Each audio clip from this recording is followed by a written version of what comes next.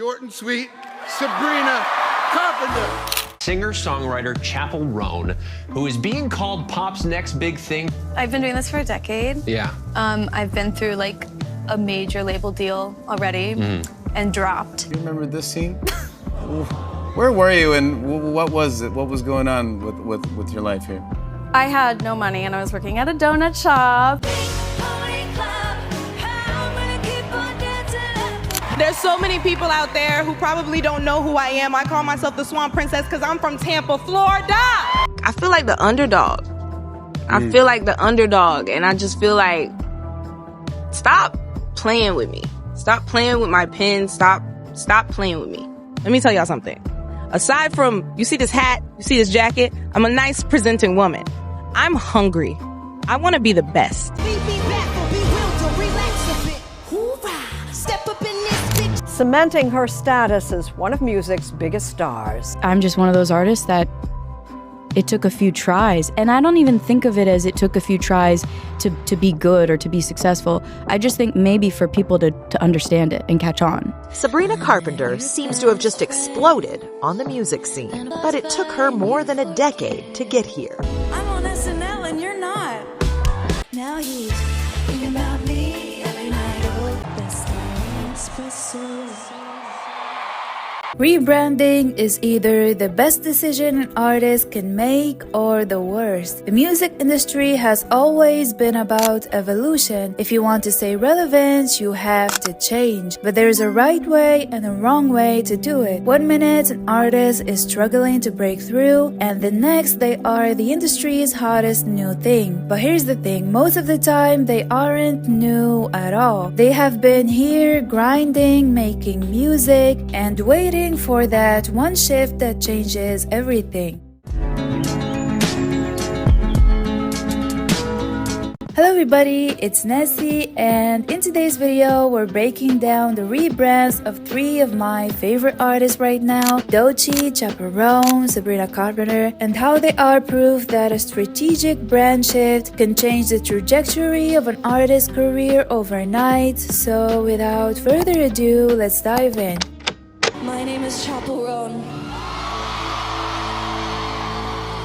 I'm your favorite artist.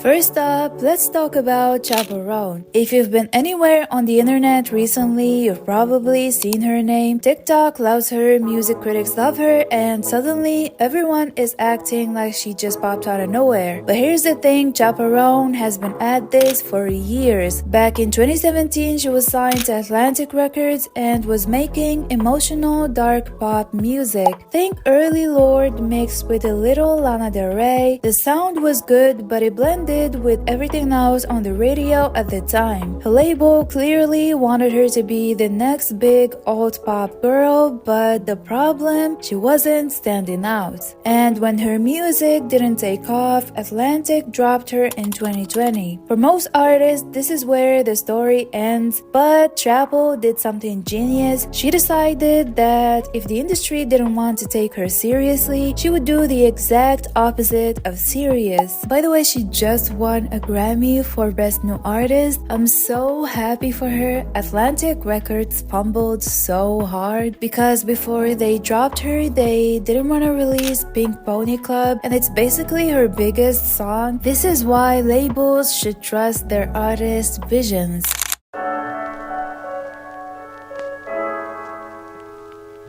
After losing her record deal, she went back to the drawing board, literally. She started experimenting with a completely new aesthetic, theatrical, flamboyant, and camp. Think early Lady Gaga mixed with drag culture and 80s synth pop. She dyed her hair red, which made her stand out, and she leaned into bold theatrical visuals with exaggerated makeup and ridiculous stage outfits. She basically turned herself into a character, an alter ego. Chappell's a version of myself that's so empowering and so bold and confident and bitchy and like hot. Her stage outfits are iconic, like who turns themselves into the literal Statue of Liberty? Nobody else is doing this, which is what made her stand out. And that's when things started clicking. Instead of chasing mainstream success, she built a loyal cult following. She started performing in tiny clubs, bringing drag queens on stage with her, creating an experience that was part concert, part Broadway show, part fever dream. People loved it, and when her song Pink Pony Club finally blew up, it wasn't just a hit, it was a moment. I went to a gay bar and fell in love with the go-go dancers there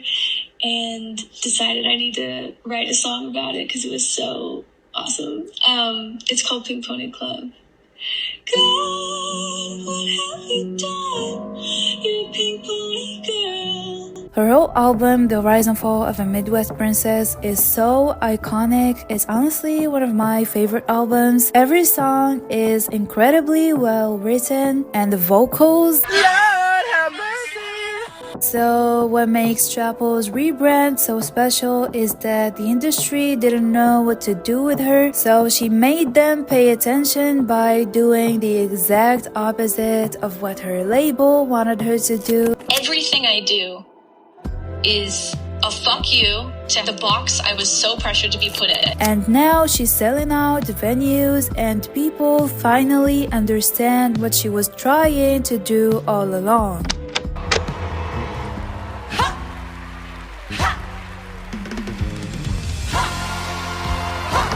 Next up, let's talk about Doechii, an artist who went from being boxed in as a TikTok rapper to becoming one of the most exciting genre-defining artists in the industry. Now, if you first heard of Doechii from Yucky Blacky Fruitcake, what a name by the way. Hi, my name's Doechii with 2 eyes.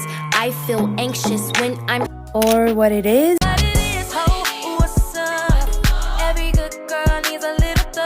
You're not alone, because these songs went viral on TikTok, and for a while that's all people knew her for. As we've seen time and time again, the music industry loves to shove artists into whatever lane they think will make the most money. So when Doechii's label saw that she was blowing up on TikTok, they wanted her to stay in that lane, making catchy, easily digestible songs that could go viral, but Doechii had other plans.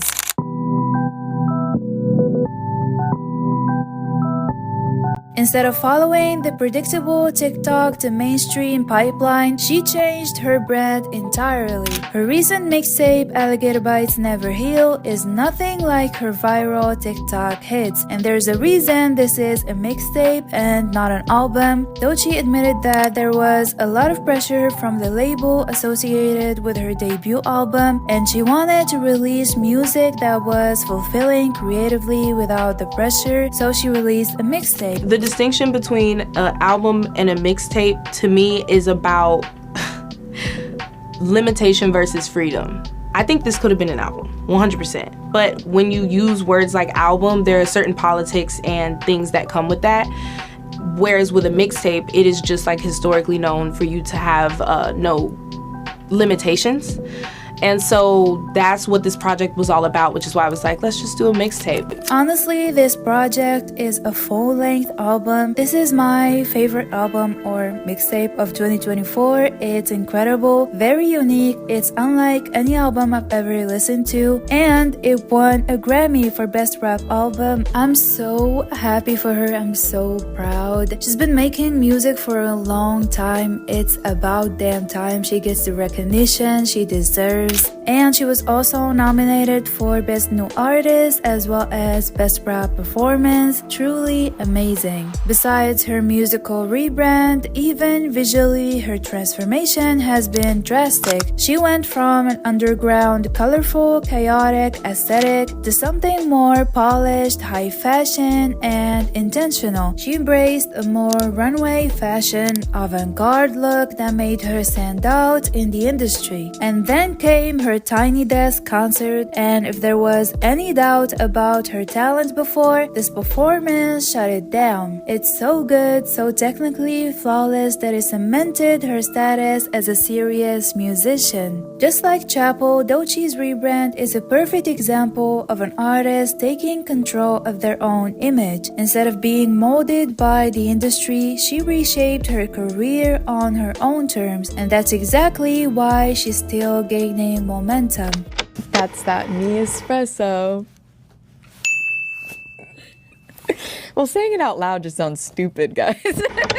And finally, let's talk about Sabrina Carpenter. Out of all these three artists, her Rebrand might be the most subtle but also the most effective. Now, Sabrina could have stayed in the Disney-approved lane of making safe, radio-friendly music, and for a while she did. Her early albums were good, but they were kind of bland. They felt like what the industry expected her to make, and because of that, she struggled to gain mainstream recognition. But then Sabrina started to grow and we all started to see a different side of her. In 2020, she released Singular Act 2, which showed a shift in her sound toward a more mature pop, but she was kind of stuck in that Disney princess box. The music was evolving, but the image wasn't quite there.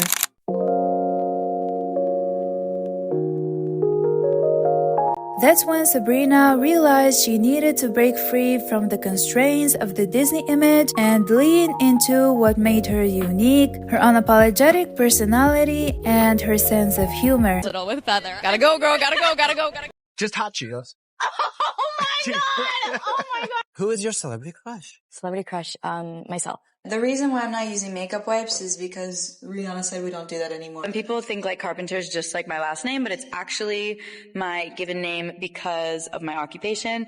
And this singing stuff I just do on the side. Has anyone ever sued you? All right, Sabrina. Oh my god!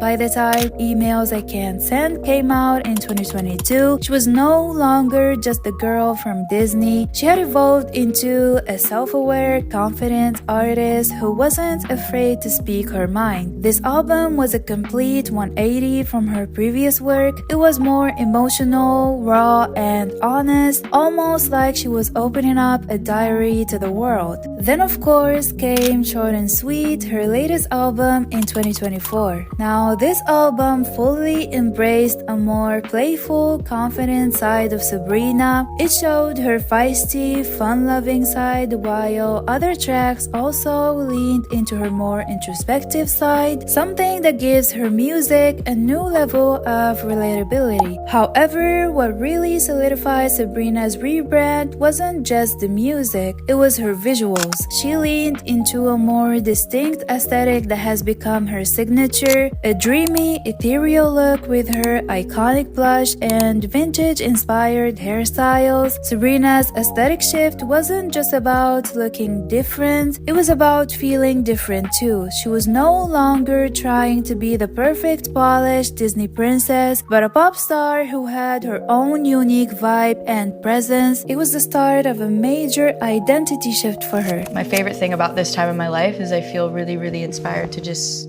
continue to write and write about the things that confuse me and make me happy and make me sad and make me excited. And, you know, I think I felt a lot more comfortable in my own voice after my last album came out, and just that tour brought me a lot closer to my fans, and I can just kind of have fun with it now, which is nice. I think this aesthetic shift is what really cemented her place as a main pop girl. Sabrina's iconic hair and makeup are everywhere, especially on TikTok. The bold blush, the soft flowing hair, it's her signature look, and it's impossible to miss. It has become so synonymous with her image that it's impossible to imagine her without it. By the way, I forgot to mention, Sabrina also won a Grammy, 2 of them actually. See, there's a pattern with these 3 artists, Sabrina, Chappell Chappell and Doechii, when they stopped conforming to industry expectations, when they stopped molding themselves into what the industry wanted, their careers skyrocketed, and this proves that staying true to yourself will take you places. It might take a long time, but you will get there eventually. Anyway, let's go back to Sabrina. Rebrand isn't just about the music or the look, it's about her attitude. The self-assurance in her persona is infectious. She knows exactly who she is and isn't afraid to show it. But what's even more important here is that Sabrina is finally getting the recognition she deserves, and it's because she allowed herself to evolve. So, what did we learn from all of this? First of all, authenticity matters. Rebranding works, but only if it feels real. For example, Chappell Roan's campy aesthetic, that's her. Doechii's constant evolution, that's her. Sabrina's playful, sarcastic energy, that's her. The reason why these rebrands worked is because these artists are truly themselves. You can tell that they are being authentic. Secondly, evolution keeps you relevant. Staying in the same lane for too long is basically a death sentence. The best artists are the ones who aren't afraid to change, the ones who take risks, reinvent themselves, and force people to pay attention. And finally, the industry doesn't always know best. The most successful artists create their own lanes. Doechii, Chappell Roan, Sabrina Carpenter are the perfect examples. So the next time you see an artist suddenly pop up, take a closer look. It might not be luck, it might be just branding done right. That's it for today's video. Thank you so much for hanging out with me today. If you enjoyed this video, please make sure to leave a like and subscribe, because why not? And please share your thoughts in the comments. What's your favorite rebrand? And who do you think is gonna blow up next? And with that being said, thank you for being here. Thank you for watching, and I'll talk to you very, very soon.